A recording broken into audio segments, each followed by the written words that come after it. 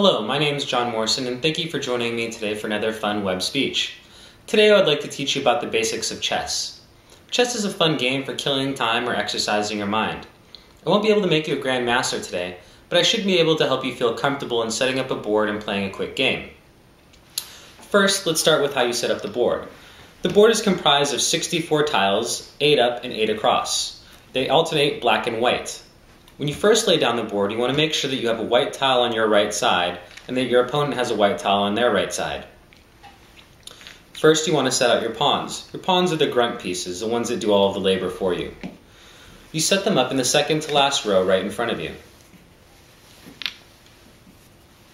Next, we'll set up the pieces from left to right. First goes the castle, then the horse, next the bishop, followed by the queen,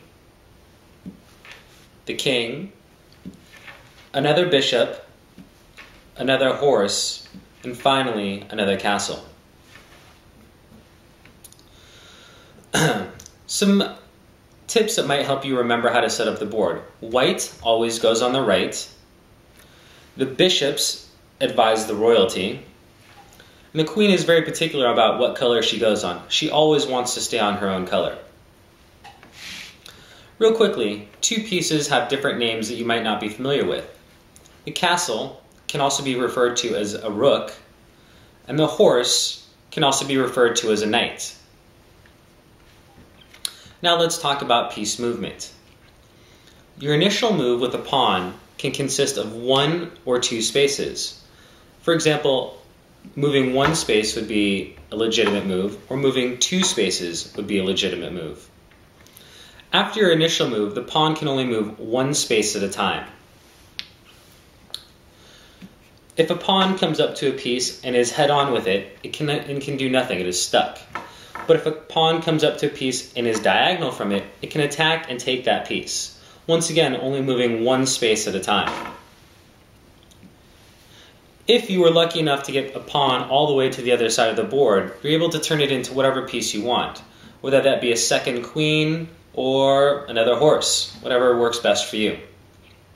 Now let's talk about some other pieces. The castle is a great piece, especially in the endgame. It can travel as many spaces forward as it wants, as many spaces backwards as it wants, left or right. It can only move in one direction per turn. For example, if your castle is here, it could move as many spaces this way as it wanted, but it cannot move this way and this way. The castle is held to the same rules as the pawn. It cannot go over a piece, so if it wanted to get to this black square behind this black pawn, it would have to take the black pawn first, then move to the piece, or move to the square.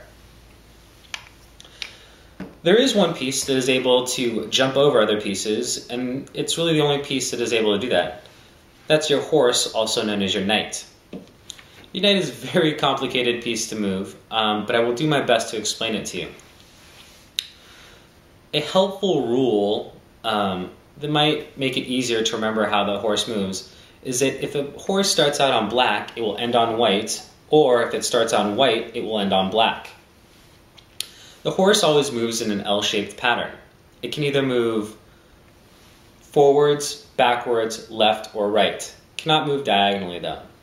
Okay, so for the L shape, it has to move either 2 spaces, then 1 space, or 1 space, then 2 spaces.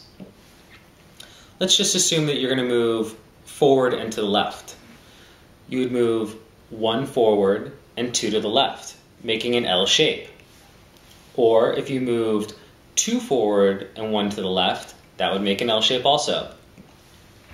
It takes a little bit of time, and it might be helpful just to look at a horse on a board, just to kind of get an idea of how it works. The horse, unlike other pieces, is able to jump spaces. So even though there are 2 pawns in front of this horse, it would still be able to move 2 and then 1. Horse doesn't really come down until it lands on its final resting space, unlike the other pieces on the board. Next, let's talk about a bishop. The bishop moves diagonally, and it always stays on its original color. If your bishop starts on black and ends on white, you've done something wrong. The bishop, like other pieces, cannot move over pieces. It can only go through them. For example, if there's pawns on black here, I can either stop short or I can kill the pawn, but I cannot hop over the pawn.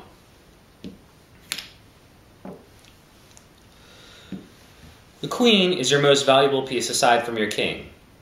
The queen is able to move like a castle or like a bishop combined. It can either move diagonally, as many spaces as it wants, forward or backward, side or side, forward and back, as many spaces as it wants. But it cannot combine the moves, and it can only move in one direction per turn. So for example, my queen on this black square, if it wanted to move all the way here, it could do so. But it could not later in the move go like this. Of course, if it wanted to move like this one turn and then the next turn come across the board, that is legal. The king, the most valuable piece on the board, because if you lose the king, the game is over, moves one direction, one square at a time. So it can move diagonal, forward, side, backwards. You can't move off the board, but if the king's up here, it can move backwards, backward, diagonal, sideways. King is limited in its movement, but it's the king. It doesn't have to move far. Everything else's job is to protect the king.